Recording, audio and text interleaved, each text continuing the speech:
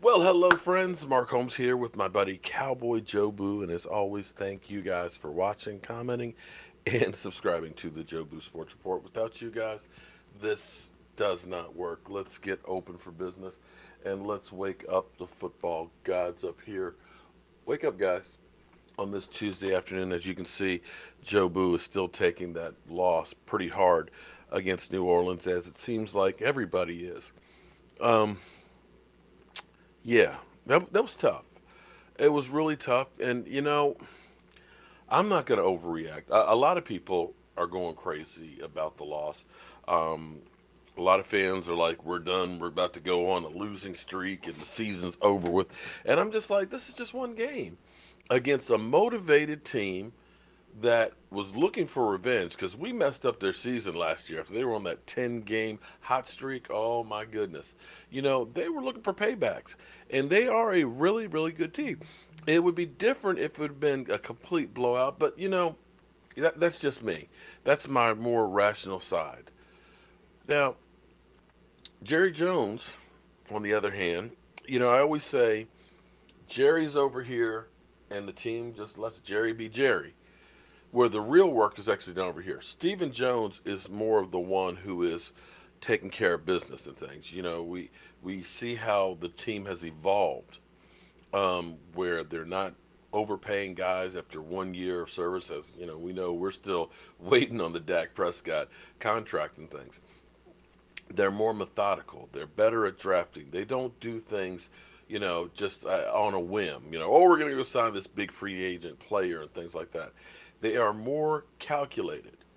But I remember at the end of last year, after we lost against the Rams, Jason Garrett was happy. It was kind of like the usual end of season press conference. I'm proud of our guys. They competed and everything else. We feel good about the things that we did, and we don't expect to make any changes. And that's when everything changed. I think the Dallas Cowboys had a come to Jesus moment because Stephen Jones was kind of like, whoa, whoa, whoa, whoa, whoa. You're satisfied with just winning a playoff game? And I think that was the realization and maybe the beginning of the end because all of a sudden then Scott Linehan was fired by Jason Garrett. It was one of those things that we're not going to do it, you're going to do it.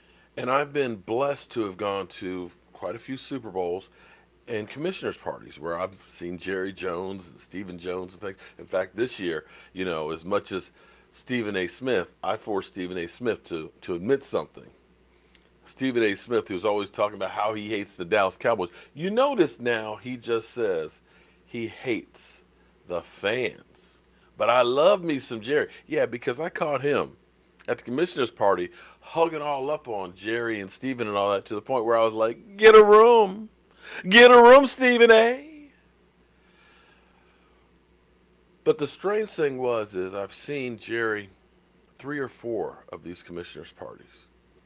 And Jason Garrett's always there until this past year.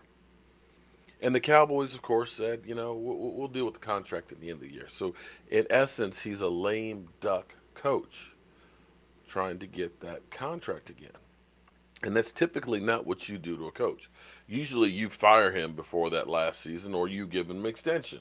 So they're not a lame duck coach, but we're talking about the Dallas Cowboys, who are a little bit different than everybody else. And so they said, we'll deal with this situation later. And everything's seeming to go well. Kellen Moore, we had concerns about Kellen Moore being the offensive coordinator. And although this game, to me, I will look at this and just say, you played a good team at one of the loudest places to play in the NFL, and it just wasn't your night. You had everything go against you, but you still competed. But Jerry seems to have a different set of urgency now where, he said things like, I'd give up billions for another Super Bowl. Maybe if you call up the NFL and say, I'll give you a couple billion, just make sure we get in the Super Bowl. Maybe that might work because, the NFL is all about that money. They all about that money, right? But it seems to be where it used to be. We understand Jason Garrett, he's not perfect. He'll make a few mistakes and things, but we believe in Jason Garrett and this, that, and the other, and that Jason Garrett is his kind of guy that lets Jerry be Jerry. That was until this season, and of course the other night.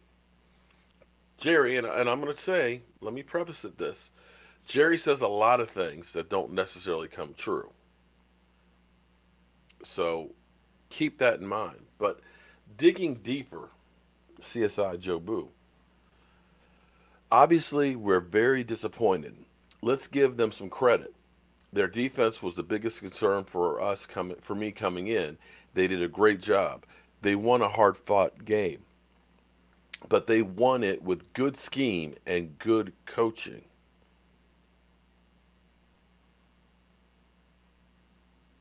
Hmm.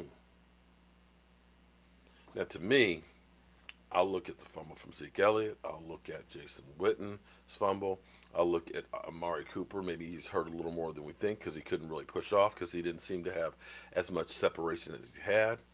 I'll look at some of these plays, the way some of these calls were called, like the offensive pass interference twice and things. And I will look around at a lot of things. And I will kind of question somewhat the fact that we were like 43% play action and we were down to like 20, back to Linehan type days where we seemingly kept running the ball in the middle where we had no success over and over and over again and not trying to move around. But, maybe that was Jason Garrett putting extra stamp on there.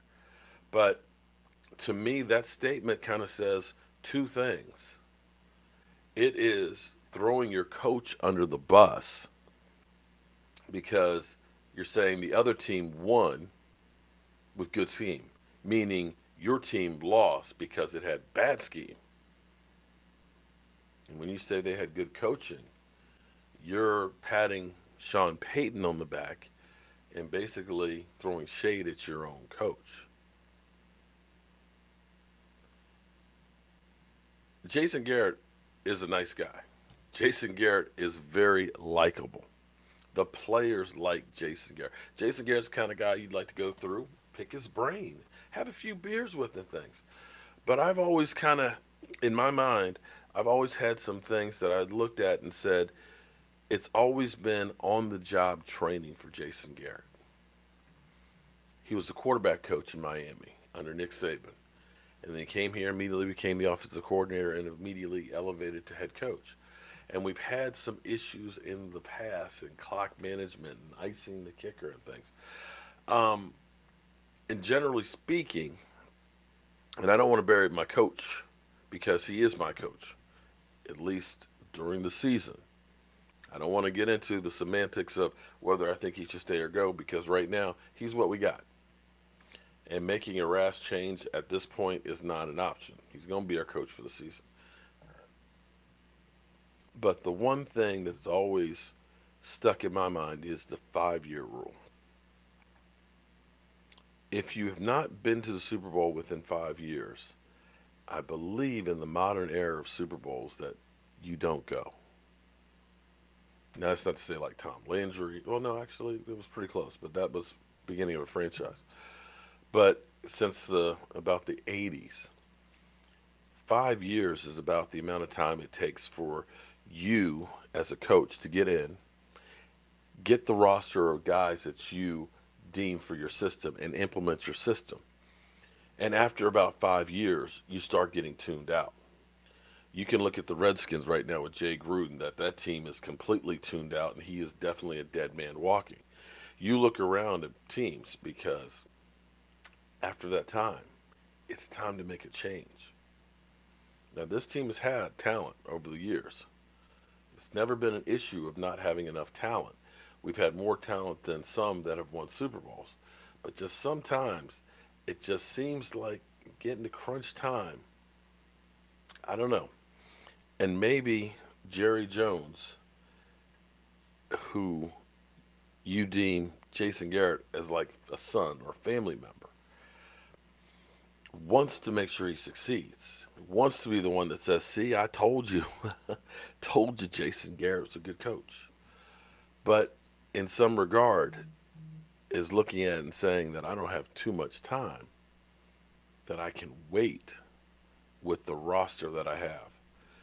This is going to be interesting to watch as the season progresses, and beyond.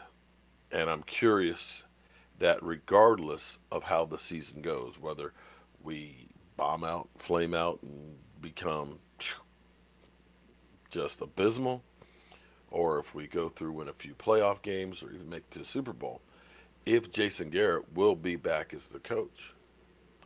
Uh, all I can say is stay tuned, but it definitely bears watching. I'm Mark Holmes, and as always, thank you for being part of the Joe Boo Sports Report.